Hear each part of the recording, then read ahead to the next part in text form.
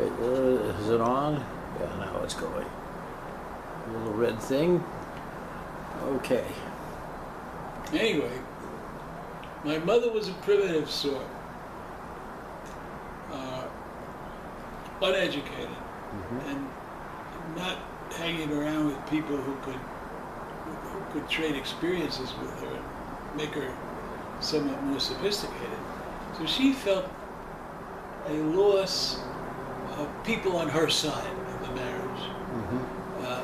And so after years of psychoanalysis, I finally figured out, my mother used to like to take me on her lap and we'd kiss and hug and all that shit. She'd say, "Oh, Billy, darling, you were my little mistake," she'd say.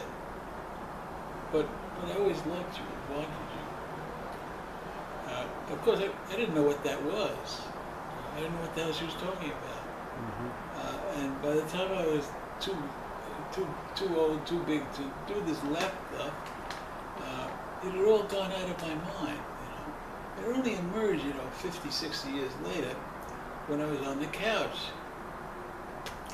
And it occurred to me that she was telling me that I was a mistake in order to convince herself that this is true. She must have lied to my father. My father needed another kid there, at that point, like he needed a hole in the head. So she must have said something like, "Abe, I'm so sorry, I thought it was all right." And of course, abortion was out of the question in those days. It just wasn't an option. So, or at least it wasn't in this, old world Jewish family.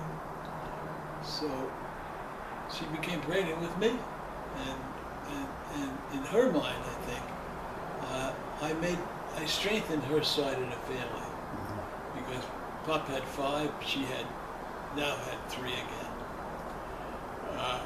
And so it went. She was also very, very cruel to my brothers and sisters, my father's children.